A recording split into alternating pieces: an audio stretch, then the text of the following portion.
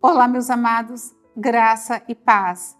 Sou Lucimeire Rodrigues com o programa A Bíblia para Todos. Louvado e engrandecido seja o nome daquele que vive e que reina para sempre em nossas vidas. E até aqui nos ajudou o Senhor. Vou trazer uma palavra para a edificação da sua fé no nosso Salvador, Jesus Cristo. Amém, meus amados? A palavra de hoje está no livro de Neemias, capítulo 2. Neemias, ele era filho de Acalias e a palavra de Neemias acontece no período persa da história de Israel. Na verdade, Neemias, ele era do exílio. Ele nasceu no exílio e ele só saiu do exílio para reconstruir os muros de Jerusalém. Então, Jeremias, ele era copeiro, ele servia dentro do palácio, ele tinha uma posição tranquila, aquela coisa muito de boa dentro do palácio, se bem que ele era o copeiro, e a profissão de copeiro, por mais que ele tivesse as regalias, vamos dizer assim, no palácio, e a proteção do rei, na época que era o rei Artaxerxes, a profissão dele era uma profissão até que perigosa, porque ele era copeiro. E o copeiro, ele tinha o serviço de experimentar a bebida, geralmente o vinho, e a comida, ele tinha que experimentar antes de oferecer para o rei essa comida. Porque, por incrível que pareça, naquela época o pessoal gostava muito de envenenar as pessoas, né? E geralmente quando um rei morria, aquela mesma pessoa que matou era que se levantava ali no trono. Então, para isso não acontecer, para ele não ser morto, Neemias experimentava o vinho e experimentava a comida e depois entregava para o rei Artaxerxes. Então, era uma profissão, né, de grande assim, né? Tinha que ser uma pessoa que o rei confiasse bastante para fazer isso, né? Porque a pessoa troca o vinho ali, dá o envenenado, enfim. Então, era uma pessoa de confiança. Então, a posição dele também era perigosa. Por conta disso, primeiro passava por ele. Se tivesse envenenado, quem morria era ele e o rei não. Então, ele era um cargo TCC, cargo de confiança. O rei tinha que ter muita confiança nele.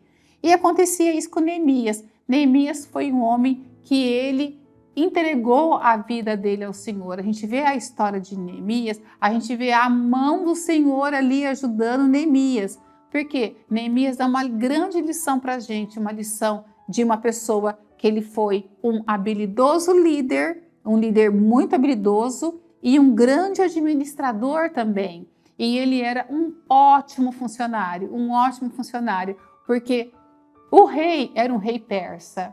Ele não tinha nada a ver com Jerusalém, com aquele povo de Israel. Ele podia virar as costas e falar: esse povo é seu, olha, não tem nada a ver com isso, tá? Na verdade, nem foi eu que destruí a cidade, quem destruiu a cidade foi Nabucodonosor, eu não tenho nada a ver com isso. Mas ele gostava de Neemias, era um homem de confiança dele. É bom quando a gente tem um patrão e que reconhece a gente, e é bom que a gente se faça ser reconhecido pelas nossas atitudes, pela nossa conduta no trabalho, né? Um administrador, um patrão, ele reconhece também a pessoa pela conduta, né? Pelo trabalho bem feito, pela aquela coisa, eu cheguei, estou fazendo o meu serviço, está tudo certinho, tudo bonitinho, não precisa ninguém ficar mandando eu fazer, vai fazer isso, vai fazer aquilo. Então ele dá uma mensagem para ela: seja um bom funcionário, porque com certeza o seu patrão, ele vai te considerar na hora que você precisa. E teve uma hora aqui que Neemias precisou do rei Artaxerxes para ajudar ele. Sem ele pedir, o rei percebeu no semblante dele que ele estava triste, que ele estava abatido, porque ele ficou sabendo que a cidade dos pais dele, porque ele não conhecia Jerusalém, tá? Porque ele nasceu no exílio. Ele ficou sabendo que Jerusalém estava acabada, estava em ruínas. Eu não sei se vocês lembram na última pregação que eu falei que não foram todos embora de Jerusalém. Algumas pessoas ficaram em Jerusalém. E aquelas pessoas que ficaram em Jerusalém, ao passar do tempo, elas também foram aumentando, foram tendo filhos, tal, enfim. Ficou um povo lá, um povo que passava muita necessidade, um povo pobre, que passava aí por muitas dificuldades, que eu falo, muita dificuldade mesmo. Pensa num povo que não tinha nada e agora a cidade estava com os seus muros quebrados, os portões todos queimados, os portões da cidade, porque na verdade o muro de Jerusalém ele não fazia um quadrado, ele fazia meio que um triângulo. Era um triângulo, né? Retângulo é assim, triângulo. Não é um muro assim, quadradinho. Ele faz meio que isso aqui, um triângulo. E tinha as portas, né? E ali ele fica sabendo que está tudo devastado. E aquilo entristece o coração de Neemias, porque ele tinha um amor àquele povo, né? Era o povo dele, né? Era o povo dos pais dele, né? Das pessoas, né? Do antepassado dele. Então, aquilo entristeceu. Vamos para a palavra, então? Olha aqui o que fala. No mês de Nissan, aqui no início do livro, fala aqui, ó, as palavras de Neemias, filho de Acalias, no mês de Quisleu. Mas esse mês de Quisleu é novembro, dezembro, tá? Mais ou menos isso, novembro, dezembro. E quando a gente fala aqui no mês de Nissan, é mais ou menos na época, deixa eu ver, janeiro, fevereiro, um pouco depois da Páscoa, um pouquinho depois da Páscoa, novembro, dezembro, janeiro, fevereiro, março, abril, maio, mais ou menos o mês de Nissan, porque faz referência à Páscoa judaica. Então, no mês de Nissan, no ano 20º, o rei Artaxerxes, uma vez posto o vinho diante dele, por isso que fala, né? O livro foi ele que escreveu. Eu tomei para oferecer-lhe e dei. Ora, eu nunca estivera triste diante dele. Então, mostra aqui que Neemias era uma pessoa agradável diante do patrão. Ele era uma pessoa, ele mesmo fala, eu nunca estive triste diante do meu rei. Então, eu sempre estava alegre, né? O rei me disse, por que está triste? Tanto que o rei percebe, eu estou percebendo tristeza em você. Você é uma pessoa alegre, por que você está triste? Como é bom a gente ser um funcionário assim, né? Olha que delícia, né? Tudo alegre, tudo bem, né? Aquela felicidade, estou te servindo, estou trabalhando. É bom a gente ter essa gratidão, né? Aí o rei percebe. O rei disse, por que está triste o teu rosto? Você não está doente. Você não está doente, você está triste mesmo. Tem que ser tristeza de coração. Então temi sobremaneira e lhes respondi, viva o Senhor para sempre. Porque ele tinha aquele respeito, era o rei, ele tinha aquele respeito. Como não me estaria triste o rosto se a cidade onde estão os sepulcros dos meus pais está assolada e tem as portas consumidas pelo fogo? Disse-me o rei, que me pedes agora? Então orei a Deus dos céus e disse ao rei, se é do agrado do rei e se teu servo acha mercê em tua presença, peço que me envies a Judá, né, onde é Jerusalém, né, a cidade do sepulcro dos meus pais, para que eu reedifique. Então o rei, estando a rainha assentada junto a ele, me disse, quando durará tua ausência? Quando voltará? Porque ele era o copeiro do rei, então o rei se preocupou, né? Mas ele estava pensando, tudo bem, eu vou deixar, mas quando é que você volta? Ele se perguntou, eu preciso de você aqui. Olha como ele gostava daquele funcionário. Aprove o rei enviar-me e marquei certo prazo.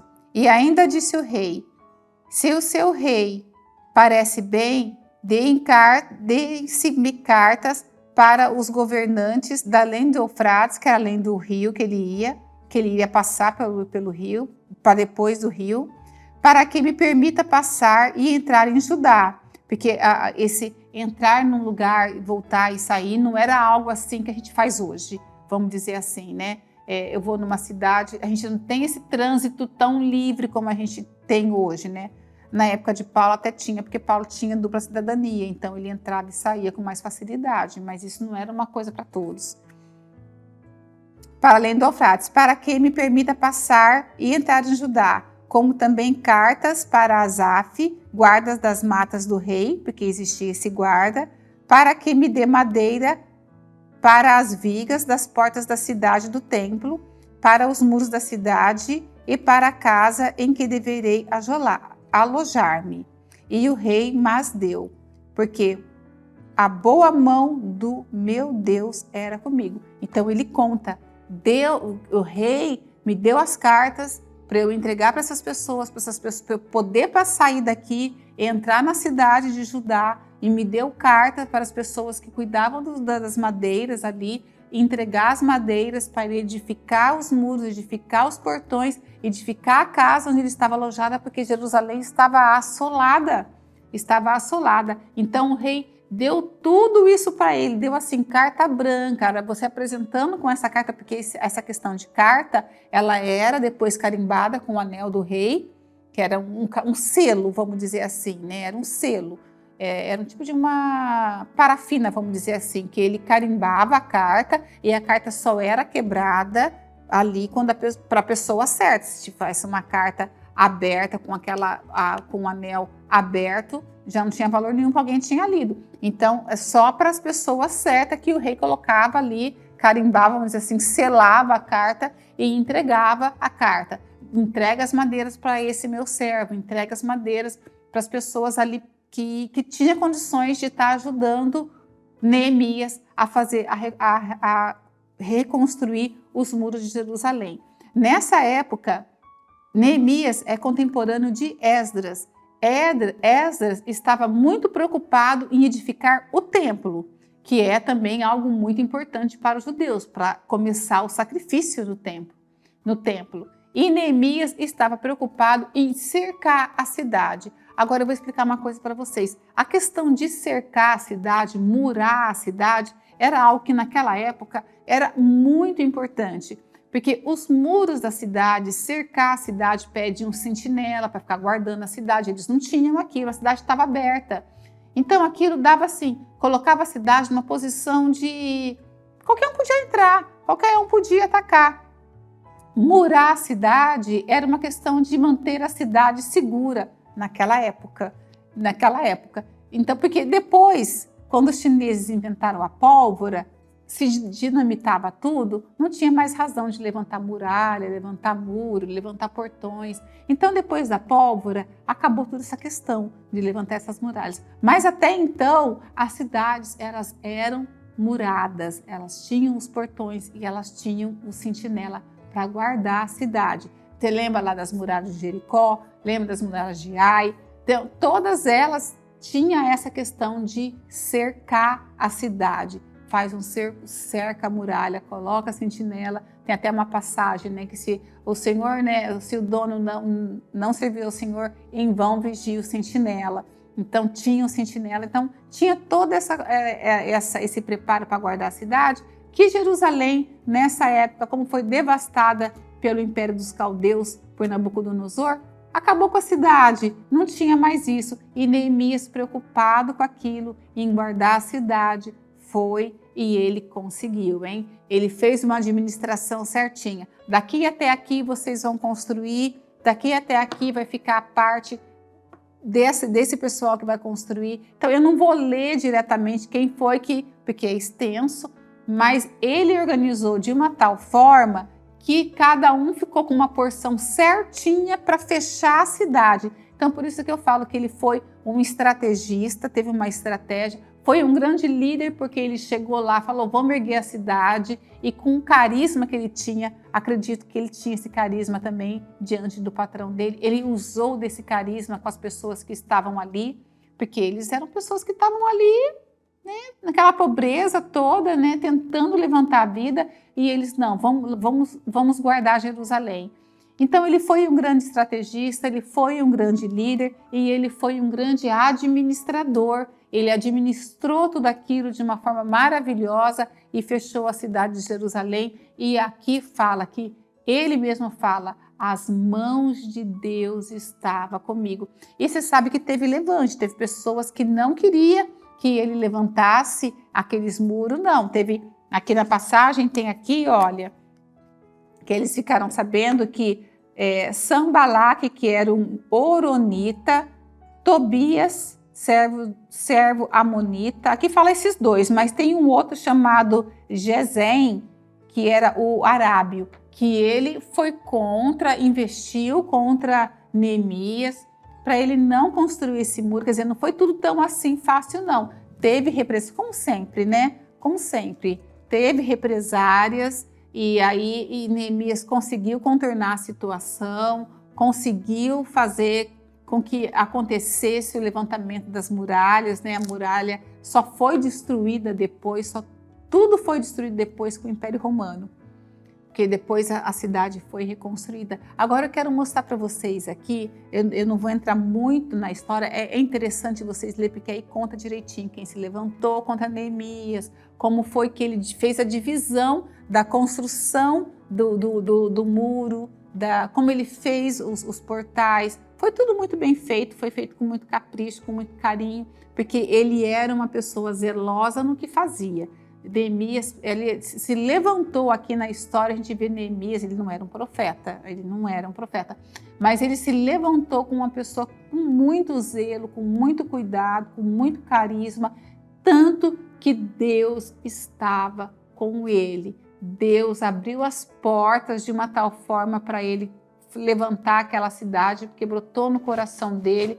Olha que ele não conhecia aquele povo que estava ali, ele não conhecia Jerusalém, ele era do exílio, mas brotou nele aquele sentimento de eu preciso melhorar aquela situação, eu preciso levantar aquela cidade, eu preciso murar aquela cidade tem que ficar reservada, guardada. É a cidade de Davi, né? Aquela coisa, né? A cidade do rei Davi, né? E dali do rei Davi, todo mundo sabia que dali seria levantado o nosso Messias. Então, o cuidado, o zelo que tem, isso a gente tem que levar para a nossa vida. Falando de uma maneira prática, trazendo para a nossa vida de hoje. Vamos ter zelo com as coisas de Deus, vamos ter zelo quando a gente, em qualquer lugar que a gente for, quando a gente vai trabalhar, na empresa que a gente vai trabalhar. Lógico que a gente não vai abraçar tudo na empresa, mas a parte que cabe a nós, a gente tem que fazer bem feito. A gente tem que entregar o serviço no tempo certo, na hora certa. É aquela coisa, às vezes, eu estou falando da vida prática mesmo, da gente como crente, ou não, que não seja crente, né? Isso já é uma questão mesmo de ter uma vida em retidão. Entrega no tempo certo, não espera cobrar. Ah, você fez isso? Ah, você conseguiu fazer isso? Ah, você ligou para fulano? Ah, você mandou o e-mail que eu te pedi? A gente tem que entregar as coisas certas no serviço, porque de uma forma ou de outra, a gente tem um patrão que está vendo a gente trabalhar e vai ver o nosso serviço. E na hora certa, quando você precisar, ele vai te levantar, ele vai te dar aquela coisa, não, você merece, você é merecedor, você foi um funcionário que não me deu trabalho, você foi uma pessoa tranquila. Isso dentro de casa, seja um bom filho, respeite seus pais, elogie seus pais, estejam junto com seus pais, né? Não é elogio que quero falar, tem uma outra palavra, honre seus pais, honre seu pai, honre sua mãe, para que seus dias sejam prolongados nessa terra. Então a gente tem que ser uma boa pessoa. Os patrões, dê aquela liberdade para o empregado também chegar perto de você, porque você vê que o rei olhou, ele conhecia Neemias, ele conhecia o coração de Neemias. Neemias era uma pessoa que estava sempre alegre, e no dia que ele apareceu triste, o rei falou: você está diferente, você está triste e o seu coração está triste. O seu chefe te conhece. Você pode ter certeza que o teu chefe te conhece. Embora no meio de um monte de gente, quando você é uma pessoa de Deus, quando você está fazendo tudo certinho, você sobressai no meio dos outros e o seu chefe acaba te reconhecendo por conta disso.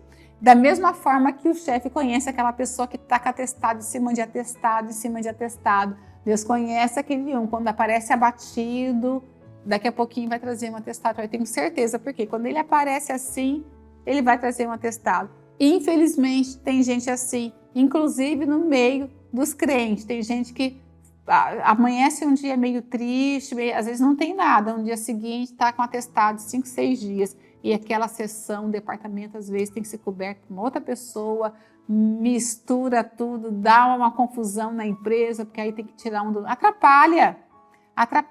Então é interessante que nós, como crentes, a gente tem que dar um bom exemplo de vida, e esse bom exemplo de vida não é só na igreja.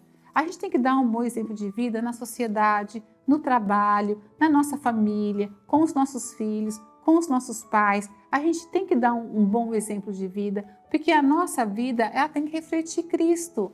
E quando a gente faz isso, a gente está refletindo Cristo. A gente tem que ser uma pessoa mansa, tem que ser uma pessoa zelosa, uma pessoa cuidadosa, com tudo, com filho, com trabalho, com esposa, no falar, no agir, no ministério. Assumir o ministério, faz o ministério muito bem feito. Assumiu uma administração, faça muito bem feito. Entrega com carinho, entrega com amor, faça com responsabilidade, porque mesmo que o seu patrão, vamos supor, mas meu patrão não está vendo porque ele é meio assim, eu tenho certeza que Deus está vendo, Jesus está vendo. Amém, meus amados? Reflitam nessas palavras, reflitam na vida de Neemias, que ele dá um exemplo de moral, assim, perfeita, de um homem assim, líder, estratégia, uma pessoa que foi ali administrador.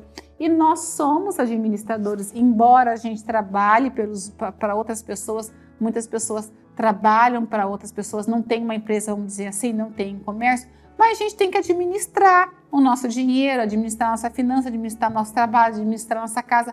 Seja um bom administrador, peça ajuda para Deus, porque aqui Deus, colocou a mão sobre Neemias, porque viu o caráter dele. Amém? Então tenha um caráter precioso para Deus colocar a mão na sua vida e direcionar o seu caminho perfeitamente e vai dar tudo certo na sua vida. Eu tenho certeza disso. Amém? Deus abençoe a vida de vocês, em nome de Jesus.